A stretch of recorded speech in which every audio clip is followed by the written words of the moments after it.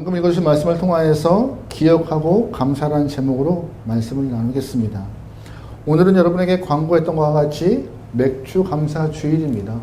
여러분, 이스라엘 백성들은요, 반드시 1년에 3번은 성전에 올라가서 제사를 드려야 한다라고 율법에 정해져 있어요. 신명기 16장 16절 말씀인데요. 같이 읽어볼게요. 시작. 너희 가운데 모든 남자는 1년에 3번 곧 무교절, 칠칠절과 초막절에 내 하나님 여호와께서 택하신 곳에서 여호와를 빈손으로 여호와를 배웁지 말고. 아멘. 1년에 3번 의무적으로 성전에 올라가서 성막의 앞에 가서 주 앞에 예배를 드려야 함이 율법에 정해져 있어요. 언제요? 무교절, 칠칠절, 초막절. 근데 이 가운데 있는 칠칠절이 오늘 우리가 예배를 드리는 맥주 감사 주일과 같은 날이에요. 그러면 맥주 감사 주일, 칠칠절 같은 말이에요. 또 하나, 또 같은 절기가 있어요. 오순절. 이 세 개가 칠칠절, 맥주 감사절, 오순절, 이 세 개가 같은 말로 쓰이는 절기입니다. 현대교회는 1년에 2번 감사절을 지내요. 보리추수가 끝나는 7월 초에 이렇게 맥주를 지내고, 또한 쌀주수가 다 끝나는 11월에 감사절을 지내요. 그런데 가끔씩 목사님, 현대 저희가 도시에 살면서 보리추수와 관계없는 우리에게 무슨 맥주절이 필요해요? 라고 말하시는 분도 가끔씩 계실 수가 있어요.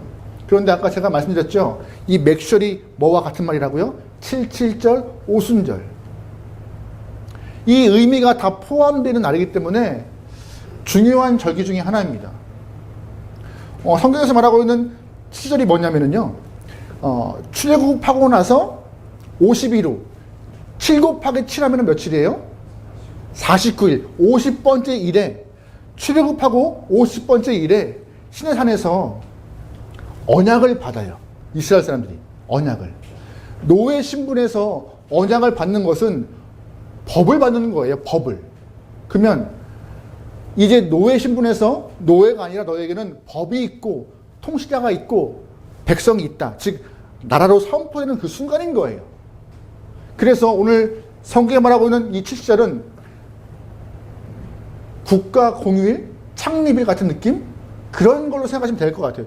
중요한 날이에요. 그만큼 맥주절은 감사도 하지만 나라가 있음이, 법을 주심이 감사한 때이기도 한 거예요. 또 하나 뭘로도 표현돼요? 오순절이요. 오순절은 어떤 말로도 표현하고 있어요? 성령 강림 주일이라고 표현하고 있어요. 초대교회 때 교회가 딱 들어서면서 그 교회 안에 하나님의 말씀이 선포되고 성도가 모이기 시작해요. 근데 말씀이 선포되고 성도가 모이는데 완벽한 교회를 만들기 위해서 누가 임해요? 성령 하나님이 임하여서 완벽한 교회 모습을 가지게 되었습니다. 언제? 오순절에. 이 맥주 감사 주일은요, 그래서 법이 주어지고 성령이 주어져서 우리에게 완벽한 나라, 완벽한 교회, 하나님의 은혜가 임했던 감사의 날이라고 하나님은 선포한 거예요. 그때에 너희가 나와서 함께 예배를 드리고 주 앞에 감사를 고백하는 것이 맞다라고 우리에게 정하신 날이에요. 우리는 보리와 상관없는데라고 하시겠지만 그 의미 아래에 있는 칠칠절, 오순절의 이야기를 또 품으면서 감사의 거리를 끄집어낼 수 있고 기억할 수 있는 귀한 여러분들이 좀 좋을 것 같습니다. 특별히 신명기 말씀 보면은요, 맥주절을 지키는데 4가지를 꼭 얘기하고 있어요. 첫 번째, 맥주절을 지켜라. 두 번째, 빈손으로 나오지 마라. 왜? 추수하고 받는 것을 감사히 여겨 주 앞에 예물을 드리고 내 마음을 고백하라라고. 추수 때가 되었으니까는요. 세 번째, 또한 그 추수함에 너희가 주 앞에서 뭐하라? 즐거워하라라고 하고 있어요. 즐거워하라. 또 하나, 네 번째, 마지막으로 맥주를 지키고 주 앞에 헌물을 드리고 감사함으로 즐겁게 주 앞에 서 있는데 마지막으로 기억하래요. 신명기 와서 보면 기억하래요. 왜 기억하느냐? 감사를 그냥 할 수 없거든요. 기억하면서 무엇을 주셨고 어떻게 인도하셨고 어떻게 우리 삶을 역사했는지 기억하면서 감사의 것들을 찾아라. 그냥 감사합니다, 감사합니다. 영혼을 싹 빼버린 채 입에 붙은 감사가 아니라, 아, 이것도 허락하셨지, 저것도 주셨지, 그렇지, 우리가 기억하면서 이런 것들을 감사해야 한다라고 오늘 본문은 말하고 있습니다. 특별히 우리 2절 볼게요. 2절 보면은, 내 하나님 여호와께서 이 40년 동안에 너로 어디를? 광야의 길을 걷게 하신 것을 뭐하라? 기억하라. 광야 길을 걷게 하신 그 부분을 기억하시면서 뭐하라고요? 감사의 것을 찾으라 말하고 있는 것입니다. 분명 이스라엘 40년 광야 길은 편했습니까? 안 편했어요. 정말 고통스러웠어요. 어려웠어요. 하지만 그 어려운 과정 가운데 너희가 어떻게 지내왔는지 기억하고 감사의 것들을 찾는 것이 이 맥주를 잘 보낼 수 있는 하나의 방법이고 감사를 잘할 수 있는 방법이라고 말할 수 있는 것입니다. 오늘 그걸 좀 볼게요. 본문에서는요, 모세가 설교하는데 너희가 광야 40년 길을 걸어가면서 5가지의 은혜를 경험했다고 말하고 있어요. 몇 가지요? 5가지요. 첫 번째 은혜가 뭐예요? 낮추심의 은혜예요. 3절 보면은요, 너희를 낮추시며 라고 되어 있습니다. 낮추시며. 아니, 이왕이면 높여주시는 게 은혜지 왜 낮추는 게 은혜예요? 이왕이면 강하게 하는 것이 은혜지 왜 낮추어서 조금 비참한 삶을 사는 게 은혜일까요? 그것은요, 좀 바꿔나면은 겸손케 하시는 은혜예요. 겸손케 하시는 은혜. 여러분, 교만한 상태에서 은혜 받을 수 있을까요? 은혜 받기 어려워, 못 받아요. 목회자들이 가장 설교하기 어려운 장소가 어딘지 아십니까? 목회자들이 가장 어려워하는 설교 장소. 맞아요. 목회자들이 가장 쓰고 싶다는 장소가 목회자들이 쫙 있는 장소. 그러면 다들 얼마나 하나 보자. 이러고 봐요, 이러고. 다들 목회를 하는데 너 얼마나 하나 보자. 특별히 가끔씩 신학교의 설교학 교수님들을 초청할 때가 있어요. 그러면 다들 모든 목사들이 설교학 교수님들 얼마나 하나 보자 이러고 볼 때가, 그러면 설교학 교수 막. 그런데 항상 제가 모셨던 은사분께서 하셨던 말씀 중은 설교학 교수도 사람입니다 하고 설교 시작하세요. 제일 어려운 부분일 거예요. 무슨 말이에요? 여러분도 앉아 계실 때 얼마나 하나 보자, 준비 잘했나 보자, 한번 볼까? 그래, 한번 해봐. 이러면은요, 은혜의 은자도 없어요. 그냥 무엇을 허락하시는가, 하나님이 어떠한 감동 주시려 하는가, 귀를 듣고 겸손히 들을 때 은혜에 더 갈 수 있는 것입니다. 그래서 잠언 말씀에서 이런 말씀이 있어요. 교만한 자에게는 패망함의 길이 있다고요. 교만한 자에게는 패망함의 길이. 우리가 신앙이 아니더라도 일반적으로 겸손한 것이 참 아름다운 모습처럼 보이잖아요. 신앙은 더 그런 거예요. 주 앞에서 겸손할 때, 하나님 나 아무것도 아니에요 하면서 자신을 낮출 때 하나님이 그 영혼을 향하여서 은혜 주실 만한 각오를 하고 있는 것이죠. 여러분, 탁구 좋아하세요? 테니스. 저희 교회 장로님 탁구를 제일 잘 치세요, 우리 교회에서. 실력, 능력자. 아닌가? 갸우뚱거리세요, 왜? 능력자. 근데 장로님을 잘 보시면 무릎, 허리 뻣뻣이 세워서 치지 않으세요. 무릎도 어느 정도, 허리도 숙이면서 낮춰서 탁구를 치세요. 왜요? 빨리 반응하니까는요. 빨리 반응하니까는요. 뻣뻣했으면요, 반응이 어려워요. 공이 오나 안 오나. 테니스 치시는 분, 테니스도 처음에 하는 것이 뭐예요? 허리 숙이고, 채 잡고, 무릎 숙이고, 자세를 낮추는 것. 낮출 때 반응이 빨라요. 또한 공을 받을 수 있어요. 마찬가지예요. 신앙인도 내가 겸손히 자세를 낮출 때 은혜를 받기 쉬워요. 뻣뻣이 목 세우고 허리 세우는 순간 은혜가 다 빗나가는 것입니다. 그래서 본문은요, 말해요. 은혜를 주기 위하여서 너에게 낮추신 은혜를 허락하였다고. 낮추는 것이 듣기의 뉘앙스는 좋지 않지만 은혜 받을 만한 그릇을 준비해 주신 것입니다. 잠언 말씀에 이런 표현이 있어요. 겸손은 존귀의 앞잡이라고요. 겸손은 존귀의 앞잡이. 무슨 말이에요? 겸손을 하나님 허락하실 때 뒤에 따라오는 게 뭐예요? 존귀함. 겸손할 때에 뒤에 존귀함이 온대요. 교만한 자는 패망이 있고 겸손한 자는 존귀함이 있대요. 여러분, 그래서 혹시나 하나님, 내 삶이 지금 왜 이렇게 낮아지고 있어요, 너무 힘들어요 하나님, 이렇게 느끼시는 분들은 하나님이 존귀하기 위하여서 이미 깔아놓는 바탕임을 믿으시기 소망합니다. 은혜 주시려고 낮추시는 거예요. 본문에서 하나님이 이스라엘 사람들이 겸손케 하기 위하여서, 낮추기 위하여서 쓰시는 방법이 뭔지 아세요? 배고픔, 목마름. 본문에 보면은요, 너희를 낮추시며 너희를 줄이게 하시며, 낮추기 위해 쓰시는 방법이 배고픔과 목마름이었어요. 부족함이었어요. 여러분 잘 보시면 빵과 물이 부족한데 어느 누가 뻣뻣하게 서 있겠어요? 찾고자 눈을 부르키고 얻고자 애를 쓰겠죠. 그런데 중요한 것은 오늘 본문에 어디예요 지금? 광야. 우리가 일상생활이라면 배고프면 마트 가면 돼요. 이제 경민이도 시원한 거 먹으려면 알아서 돈 줘. 마트 가려고 그러고. 어디가 집에 있어. 우리가 하다 줘도 본인이 원하는 것이 있대요. 요즘에 그래요 다. 요즘에 우리가 배고프면 물을 원하면 가면 돼요. 근데 오늘 본문은 어디예요? 광야. 빵과 물을 해결할 수 없는 상황. 그러면 어디를 봐야 되는 거예요? 하늘밖에 볼 데가 없는 거예요. 하나님, 우리가 믿고 나왔는데 갈 데가 없고 가보니 빵도 없고 물도 없네요 라고 하면서 하늘밖에 볼 데가 없는 거예요. 인간이 스스로 물도 빵도 해결할 수 없는 상황. 여러분, 하나님이 1년만 비를 안 내리시면, 1년만 아주 비를 엄청 내리시면은 빵과 물 우리는 해결할 수 없습니다.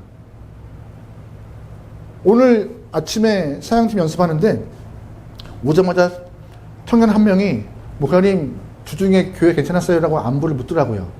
또 주중에 비가 많이 왔다고 이 지역에 말했나 봐요. 비가 며칠만 와도 걱정해요. 근데 1년 비가 온다? 1년 비가 안 온다? 끔찍하죠. 우리는 그 상황을 해결할 수 없어요. 아무리 기술이 뛰어나고 정철학이 막 뛰어나더라도 잘 못해요. 해결할 수 없어요. 정치가 빵과 물을 해결할 수 없습니다. 인간 스스로가 모든 것을 할 수 없어요. 누가 해결하는 거예요? 하나님이. 그래서 하나님은 그들에게 너희는 독립적인 존재가 아니라 하나님을 의지하는 존재야 라고 알려주기 위해서 낮추시는 것이고, 배고픔과 목마름과 부족함을 통하여서 너희가 의지하고 의존할 분은 하나님이라고 가르쳐주고 있는 것입니다. 그래서 그게 은혜인 거예요. 낮추시는 게 은혜. 우리는 높여주시는 게 더 능있고 힘이 있어서 은혜 같지만, 하나님을 바라볼 수 있는 기회, 그걸 주시기 위해서 낮추시는 거거든요. 여러분, 낮추심은요, 은혜를 받기 위한 자리로 인도하시는 것이고, 낮추심은 하나님의 기적과 역사함이 열리는 은혜의 통로인 것입니다. 오늘 본문에 그 얘기를 하고 있어요. 여러분, 그 낮추심의 은혜를 외면하지 않기를 소망합니다. 잘 보시면 본문에서 두 번째 은혜가 있어요. 배고파서 물도 없어서 힘들어요. 충분히 낮추시고 괴로워요. 그러면 하나님은 그들에게 견디어 라고 했을까요? 아니었습니다. 뭘 주세요? 만나요. 배고픔으로 낮추신 이후에 배고프면 견디어.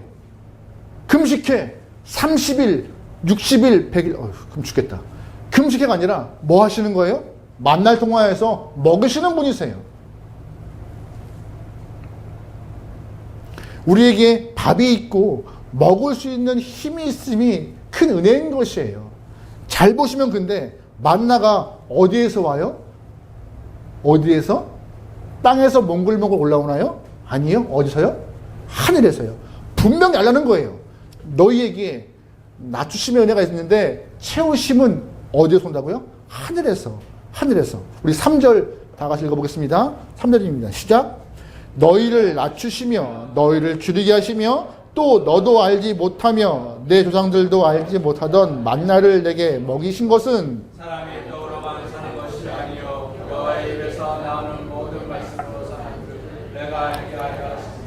잘 보시면 만나를 먹인 이유가 뭐예요? 먹을 걸 주려고? 아니요. 사람이 떡으로만 살 것이 아니라 하나님의 입에서 나오는 말씀으로 사는 줄 알기 위하여서. 잘 보시면 인간 자체는 주님의 형상으로 만들어진 영혼이 있는 존재예요. 영혼. 그래서 먹는 걸로만 만족함이 아니라 하늘에서 허락하신 양식, 오늘 본문은 만나라 하지만 이걸 조금 다시 해석하면은 하나님의 말씀으로만 채워져야지 만족감이 있는 영혼이라고 하나님은 알려주시는 것입니다. 여러분, 부자가 행복할 것 같죠? 행복해요. 왜 안 행복해? 근데 이왕 부자라도 하나님을 믿는 부자가 더 행복한 것입니다. 근데 성경은 좀 이렇게 표현하고 있어요. 심령이 가난한 자는 복이 있나니, 가난한 자가 복이 있대요. 그 심령이 가난한 자가 왜 복이 있느냐? 말씀을 사모하여서 천국을 본인 것으로 만드는 영혼이 된대요. 여러분도 하나님의 그 말씀을 통하여서 마음이, 영혼이 살찌고 믿음이 건강하여서 천국을 소유할 수 있는 귀한 영혼이면 좋겠습니다. 나는 부족함 없어. 괜찮아. 하나님 없어도 돼. 내 힘으로 잘 살 수 있어. 나를 믿어. 괜찮아. 이렇게 말씀하시는 분은요, 하나님을 허락하시는 하나님의 만나, 말씀 먹을 수가 없어요. 그럼 뭘 얻어요? 천국을 소유하지 못하는 거예요. 천국을. 여러분, 은혜 받을 때 한번 잘 생각해 보세요. 은혜 받을 때 뻣뻣이 서 있는 영혼, 고개 빳빳이 읽은 영혼들 은혜 받지 못합니다. 자신의 한계를 깨닫고 무지와 무능력을 주 앞에 고백하는 그 순간 하나님이 진리를 알게 허락하시고 채우시는 거예요. 은혜 허락하시는 거예요. 인도하시는 거예요. 그 은혜가 여러분 삶에 있길 소망해요. 우리 인간은 뭘로 채워지는 거예요? 말씀으로요. 말씀으로. 길을 안내하시고 그 진리를 통하여서 살 방향을 정확히 보이시고 생명까지 주시는 그 말씀의 은혜가 여러분 삶에 임하길 소망합니다. 세 번째, 본문은 말합니다. 의복이 헤어지지 않는 은혜가 있어요. 의복, 옷이 닳지 않은데요. 오늘 이 본문을 어떤 주석가가 해석하는데, 이스라엘 사람들이 돈이 많아서 이웃나라에서 옷을 계속 사입어서 의복이 해지지 않는다는 해석을 하더라고요. 그건 아닌 것 같아요. 또 어떤 목회자는 이스라엘 사람들이 옷을 만드는 기술이 뛰어나 계속 옷을 수선하고 새 옷과 같이 입었다라고 해석하는 경우도 있더라고요. 그거 아닌 것 같아요. 그리고 그냥 말씀 그대로 믿어요. 하나님의 기적을 통하여서 옷이 닳지 않는 은혜가 임한 줄 믿습니다. 닳지 않은 은혜. 그러면 이 부분에서 난제가 발생해요. 어릴 때 나온 아이가 40년 동안 살면서 같은 옷을 입어야 되잖아요. 닳지 않으면. 그 옷이 어떻게 됐을까요? 작을 텐데. 이 난제가 좀 풀어가야 돼요. 그래서 유대인 랍비 중에 어떤 분은 또 이렇게 얘기를 해요. 옷이 닳지 않은 것과 같이 옷이 커져서 알맞게 입었을 거라고. 저는 그것도 아닌 것 같아요. 그냥 본문 그대로 그냥 믿어요. 출국할 때 입었던 옷 40년 동안 헤어지지 않았다라고 이렇게. 다른 거 말씀 없으니까 그냥 그렇게 믿고 싶어요. 하나님은 우리에게 공급하시고 공급하심을 유지하시며 그 유지를 통하여서 우리의 삶에 부족함이 없도록 이끄시는 분이 누구시라고요? 하나님이요. 하나님이요. 그 채우심이 있는 분이 하나님이고 유지케 하시는 분도 주님이심을 여러분 꼭 믿기 소망합니다.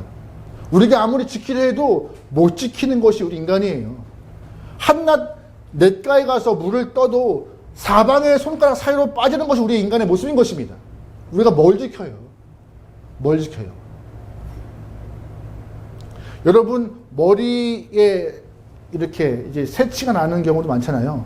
새치 막을 수 있어요? 못 막아요. 어제 제가 이렇게 강습회를 가서 이렇게 있는데 오랜만에 아는 권사님, 장로님들을 뵀어요. 근데 하나같이 저한테 하시는 말씀이 뭔지 아세요? 목사님 많이 늙었네요 라고 하셨어요. 제가 새치가 갑자기 이렇게 생겨가지고 오랜만에 한 5년, 6년 만에 뵈니까는 목사님 새치가 이렇게 맞고 싶죠? 이렇게 가서 이렇게 맞고 싶죠. 되나요 그게? 안 돼요. 나이 많지 않은데 불구하고. 그죠? 아직 젊어요. 아직 젊어요. 머리만 그냥 조금씩. 우린 막을 수 있는 게 아무것도 없어요. 물을 떠도 못 막고 새치하는 걸 못 막고 나이도 못 먹어요. 근데 모든 것을 지키는 것은 내가 아니라 누가 지키신다고요? 하나님이요. 옷이 헤어지지 않게 계속 지키시는 분도 주님이시라고요. 근데 감사한 것은 성도에게 이 의복인 옷만 있는 것이 아닙니다. 그것이 더 은혜인 거예요. 오늘 본문도 그런 의미가 있지 않을까 생각해요. 무슨 의미냐? 그리스도인 성도에게는요, 영적인 옷이 있어요. 영적인 옷. 그것이 그리스도의 옷이라고 여러분이 아시면 돼요. 갈라디아서 3장 말씀 이런 표현이 있습니다. 같이 읽어볼게요. 시작. 누구든지 그리스도와 합하기 위하여 세례를 받은 자는 그리스도로 뭘 옷을 입어요? 그리스도의 옷이요. 예수와 함께 합하려고 세례받은 자, 예수의 이름으로 주님을 부르는 자에게는 그리스도의 옷이 입혀진대요. 그게 무슨 옷이에요? 의의 옷, 의의 옷. 그 옷을 입어야, 우리가 회개하고 그 옷을 입어야 천국에 갈 수 있는 것이고, 그 그리스도의 옷을 입고 의의 옷을 입고 천국 가는 것입니다. 그 옷은 헤어지거나 나가지는 것이 아니에요. 계속 주 앞에 보장받는 자녀로서 천국의 시민권을 갖고 들어갈 수 있는 천국의 증표와 같은 옷임을 여러분 믿기 소망합니다. 여러분 다 그 옷을 입고 계신 거예요. 하나님을 아버지라 부르고 예수를 나의 구주로 고백하는 순간 우리에게는 무슨 옷이요? 그리스도의 옷, 의의 옷, 예수의 옷. 그 옷을 입은 자가 여러분 이 땅 가운데 그리스도인답게 성도답게 사는 것이 필요한 것입니다. 우리가 직업을 가질 때 특별히 그 직업을 드러내는 옷을 입을 때가 있어요. 의사들 같은 경우는 가운을 입죠. 목회자들도 가운을 입어요. 이 일을 하는 사람이라고 딱 드러내기 위해서. 군인들도 군복을 입어요. 특별하게. 근데 그 옷에 알맞는 행동을 하는 것이 참 아름다운데 간혹가다 그 옷을 입고 잘못 행동하는 경우가 있습니다. 여기 계신 분들 대부분이 다 예비군도 끝나고 민방위도 끝났지만 한번 과거를 떠올려보세요. 예비군 훈련 갈 때 어떤 모습이었나? 우리 교회분들은 한 번도 그런 분이 없겠지만 저희 신학생들도 단체로 이렇게 예비군 훈련 갈 때가 있어요. 다 동시에. 그러면 다 군복을 입고 와요. 그러면 예비군 훈련장을 가요. 그러면 평소에는 정말 홀리한 것 같고 앞에서 열심히 했던 분들도 군복을 입고 예비군 훈련 가면 다 죄송합니다. 군바리가 돼요. 군바리가. 신기하더라고요. 전투화를 다 풀어서 이렇게 이루라고 제가 봤던 경우 중에 하나가 어느 한 사역자가 총을 질질 끌어요. 이렇게. 제가 그런 부대에 있었거든요. 동호훈련하는 부대에. 참 꼴 보고 싫은 것 중에 하나였거든요. 근데 그런 것들을 군복을 입었으면 거기에 맞는 행동을 해야 되는데 여러분 질문 드려볼게요. 여러분은 그리스도의 옷을 입었는데 그거에 걸맞는 행동 하시나요? 하나님은 우리에게 의복, 유지함, 지키시는 은혜가 있는데 그 의복을 주시고 그리스도의 옷을 입히셨는데 그 옷에 알맞는 행동을 하고 있는지 우리가 한번 반성할 때가 된 것 같아요. 아마 여러분이 신앙인이라고 평소에 좀 특별한 옷을 입었으면 함부로 행동 못할 거예요. 근데 우리는 그런 옷을 입지 않고 있어요. 하지만 하나님은 아세요. 그 옷을 다 입으셨기 때문에 성도람을 다 아시고 보시고 계시고 여러분 그리스도 옷 입은 자와 같이 행동하기 소망합니다. 네 번째 무슨 옷이냐? 발이 부르트지 않은 은혜가 있어요. 뭐가 부르트지 않아요? 발이요. 40년 동안 광야를 걸어요. 걷고 또 걸어요. 근데 발이 부르트지 않는데요. 여러분 장거리를 걸으면요 꼭 낙오자가 생깁니다. 발이 부르터요. 아파요. 저도 군생활 할 때 행군이 제일 싫었습니다. 제가 논산에서 훈련소를 마칠 때쯤 조교로 이렇게 택출됐어요. 조교로. 근데 조교를 택출돼가지고 뭐 서류를 많이 제출했어요. 근데 마지막에 제가 안 한다고 했습니다. 왜냐면은 매 기수마다 행군해야 되니까. 너무 싫은 거예요, 행군이. 행군이. 40km 군장을 메고 행군한다? 매 기수마다? 3개월에 한 번씩, 나 그거 못하겠다. 발이 엉망이 돼요, 엉망이. 제가, 부대 생활할 때 가장 힘들었던 게, 행군한 다음날, 고참들이 일부러 맨발로 축구를 시킵니다. 이게 어그적거리는 게 보기 싫다고. 그리고 물집을 다 터뜨리려고 일부러. 맨발로 축구하는 순간 막. 네. 쉽지 않더라고요. 그래서 별의별 거 다 해요. 양말에 비누칠도 막 하고요. 발에 뭐 이렇게 여성용품도 대기도 하고요. 별걸 다 해요. 그럼 뭐 해요? 그래도 물집이 생겨요. 근데 이스라엘 사람들 안 그랬을까요? 40년 동안 걷는데? 근데 그 걸음을 보호하시는 분은 누구였다고요? 하나님이었다고요. 발이 부르지 않은 은혜가 임하였다고요. 분명히 낙오자가 생겼음에도 불구하고 낙오자가 생기지 않도록 그들의 건강과 힘을 다 지키시는 분이 누구라고요? 하나님. 너희 생각해봐. 그런 분이 너희를 지키셨어. 어떻게 감사하지 않을 수가 있어라고 오늘 모세가 말하고 있는 것입니다. 마지막으로 모세가 말해요. 우리에게 기억할 것은 무엇이냐? 너에게 40년 동안 징계하심의 은혜가 있다고요. 징계하심의 은혜가. 우리 5절 말씀 읽어볼게요. 5절입니다. 시작. 너는 사람이 그 아들을 징계함같이 내 하나님 여호와께서 너를 징계하시는 줄. 여러분, 징계가 은혜입니까? 은혜라고 말하면 못하시겠죠? 은혜가 쉽지 않아요. 은혜라고 말하기. 근데 제가 상담 사역하면서 굳이 제가 다른 맘 먹고 싶지 않지만 경험상 문제가 있는 아동들에게는요, 부모들의 방관이 꼭 따라와요. 아이들을 향해서 너무 방관하는 일이 발생하면 아이가 기준을 못 잡고 삶이 엉망으로 될 때가 많습니다. 오히려 조금 엄하게 아이를 좀 이렇게 좀 가르치는 부모가 있다면요, 그 아이가 조금 자유롭지 않겠지만 크게 엇나가지 않는 경우도 많이 보는 것 같아요. 하나님 그러시는 거예요. 우리를 향하여서 징계하심은 우리가 누구이기 때문에, 아들, 딸이기 때문에 우리를 향하여서 혼을 내시는 거예요. 잘못이야. 틀렸어. 이 길 아니야라고. 여러분, 옆집의 아이가 좀 시끄러워요. 말썽을 부려요. 그 아이에게 너 조용히 안 해? 안 되니 해. 가만히 있어. 라고 하시는 분 계십니까? 못해요. 어디 우리의 기죽이냐고 막 목에 힘주고 다닐 거, 막, 요즘에 그래요. 근데 하나님 우리를 징계하신다라는 것은 단적으로 뭐예요? 내가 너의 아버지야. 바른 길 가기 위해서 혼낼 거야 라고 하시는 거예요. 만약에 우리가 잘못 가도 하나님 징계가 없다. 그러면 우리가 우리의 모습을 좀 잘 돌봐야 돼요. 내가 주님의 안에 있는가? 자녀인가? 잘못 가도 아무런 이상 없다. 그럼 내가 하나님의 아들인가? 딸인가? 생각해 봐야 해요. 하나님은 성도가, 그리스도인이 잘못 간 경우가 있으면 분명히 그를 징계해서 옳은 길로 옮기시는 분이십니다. 왜? 아버지시니까요. 또 하나, 징계는요, 사랑의 증표이기도 해요. 우리 히브리서 말씀 볼게요. 히브리서 12장 6절 말씀입니다. 시작. 주께서 그 사랑하시는 자를 징계하시고 그가 받아들이시는 자들마다 아멘. 사랑하는 자에게 혼을 내시고 또한 심하면은 채찍을 들기도 하신대요. 그게 부모의 몫이니까.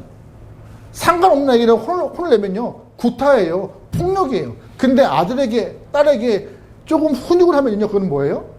가르침입니다. 인도함이에요. 요즘에 어떻게 때려요, 목사님? 뭐 때리면 안 되라고 하는데 저는 조금 반대인 것 같아요. 매는 좀 필요하지 않을까. 저는 신고하면 안 돼요. 우리 가정 일이니까. 저는 그렇게 키웠어요. 네. 엇나가지 않기 위해서. 목사의 아들이 아니라 인간으로서 갖고 가져야 될 기본적인 그 틀에서 벗어나는 순간, 네, 조금 그 부분에서 엄하게 키운 부분이 있어요. 근데 아들이니까 그렇게 키운 거예요. 아들이니까. 다른 집 아들은 제가 어떻게 할 수 없지만 하나님 안에서 허락하신 그 기준을 갖고 아들을 양육하는 거죠. 사랑하는 마음 때문에 그런 거예요. 잘못함에. 이 얘기를 해야 되나 모르겠는데, 저희 집에 지금 제가 아이들한테 매를 든 적이 딱 한 번이에요. 거짓말 했을 때. 하지 마라 하고 3번 경고를 줬는데, 근데 아이가 계속 매일마다 풀어야 될 문제집이 있어요. 뭐 수학 3페이지 문제집. 이런 거 있잖아요. 그걸 이제 요령껏 찢어서 버려요, 이게. 이제 그 어린 나이 3학년 때 찢어서 막 숨기는 거야. 막 책상에 끼고 접어서 막 숨기고. 근데 그게 지금도 나와. 지금도 어딘가에 책을 넣으면은 그 대학을 갔던 군대 간 아이의 하지마. 다 풀어도 분명히 다 했대. 하지마. 그냥 못 풀었다고 얘기해. 그냥 넘어가면 돼요. 근데 분명히 다 했대. 근데 점점 얇아져, 문제집이. 어딘가에 분명히 이렇게 꾸며놓은 거야. 한 번은 접어놓고, 한 번은 이렇게 가지마, 거짓말하지마. 3번의 경고를 무시하고 혼냈죠. 차라리 그냥 얘기해. 너무 많아. 아빠 숙제가 많아. 그럼 되는데, 지금도 10년이 지난 지금도 그게 나와요. 집에서. 그게 사람이 그래요. 저희 아이만 그런 게 아니라 모두 그렇죠. 요령을 피우고 싶고, 어떻게 하면 좀 쉽게 가고 싶고, 어떻게 하면 안 하고 싶고. 하나님 보시기에 우리에게 필요한 성도의 모습으로 이렇게 살기 위해서 이렇게 해야 된다 말하지만, 요령 부리고 피하고 싶고 안 하고 싶은 게 우리 마음이에요. 하지만 해야 함이 또 주어져요. 우리에게는 해야 함이 그걸 통하여 또 커지니까 자꾸 피하는 순간 하나님이 징계하시는 거죠. 사랑하는 마음으로. 여러분, 하나님의 그 징계하심을 통하여서 아, 내가 하나님 안에 있구나, 사랑받고 있구나 라고 알게 소망합니다. 징계의 목적은 뭐예요? 히브리서 12장 10절 말씀입니다. 같이 볼게요. 시작. 그들은 잠시 자기 뜻대로 우리를 징계하거니와 오직 하나님은 우리의 유익을 위하여. 아멘. 하나님 우리를 징계하신 이유는 뭐예요? 우리의 유익을 위하여서, 또한 그의 거룩하심에 참여하도록 하기 위하여서, 우리를 바꾸어서 잘못된 길에서 벗어난 우리를 들어서 거룩한 길에 옮겨놓고 주와 함께하기 위해서 징계하시는 것이에요. 그냥 혼내시는 것이 아니라. 그것이 은혜라고. 그래서 오늘 모세는 말하고 있죠. 5가지 은혜. 낮추시고 먹이시고 입히시고 건강케 하시고 징계하셨던 그 모든 것들을 생각해봐. 기억해봐. 어찌 우리가 감사하지 않을 수가 있어. 그냥 감사가 아니라, 습관에 묻힌 감사가 아니라 이런 것들을 통하여 우리가 감사해야 되는 거야. 여러분, 이제 6개월의 삶을 지났습니다. 6개월 동안 여러분이 어떠한 순간들, 어떠한 상황들을 맞이했는지 한번 떠올려 보세요. 어떻게 살아왔는지, 하나님의 인도하심과 채우심과 가끔씩은 또 혼내심도 있을 수도 있고, 입히시고 건강케 하신 그 모든 것들을 떠올리며 주님 감사합니다라는 마음을 갖고 이 절기를 좀 잘 지냈으면 좋겠어요. 그냥 1년에 한 번 때가 되었나 보다라는 그러한 마음이 아니라, 다시금 내 마음을 무장하여서 주님을 향한 은혜를 떠올리며 소망하는 마음으로 설 수 있는 귀한 절기가 되어서, 주님, 주 없이 살 수 없네요. 주님을 경외함이 나에게 필요합니다라고 그런 마음에 신앙을 되길 소망합니다. 할렐루야. 마지막 하나만 말씀드리고 끝낼게요. 그러면 이 5가지는 주신 은혜가 뭐예요? 그 목적이 뭐예요? 왜? 낮추시고 먹이시고 입히시고 건강케 하시고 징계하신 이유가 뭐예요? 오늘 본문 6절 말씀에 그 이유가 있어요. 6절 볼게요. 시작. 네, 하나님 여호와의 명령을 지켜 그의 길을 뭐 하려고요? 경외하게 하려고요. 기억하게 하여서 주님을 경외하게 하려고요. 경외가 뭐예요? 경외. 두려워하는 거예요, 하나님이. 아, 나를 지키시는구나, 보호하시는구나, 아니면 가끔씩도 아니라 혼내시는구나. 경외. 인생에서 가장 필요한 것이 뭔지 아세요? 여러분? 앞으로 나가는 힘인가요? 아닙니다. 죄송하지만 멈추는 절제와 브레이크가 더 필요한 거예요. 차를 보아도 페달 가운데 가속 페달과 브레이크 페달이 있어요. 뭐가 더 크죠? 브레이크 페달이 더 커요. 멈추는 게 더 어렵고 힘들지만 정말 중요한 거거든요. 하나님이 우리에게 허락하신 그 감사와 은혜를 떠올리면서 나를 인도하시지, 날 징계하실 수 있는 분이시지, 주님을 떠올리는 것이 내 삶의 브레이크가 되는 거예요. 엇나갈 순간에도 주님이 나를 인도하셨지, 격길로 가는 순간에도 나를 하나님이 이렇게 징계하셨던 분이시지. 브레이크요. 우린 자꾸 앞으로 가려 해요. 근데 어느 순간 하나님은 경외하에서 너희한테 브레이크가 필요한 거야. 지금 하나님 우리에게 브레이크를 주시는 거예요. 기억하고 떠올리고 감사해.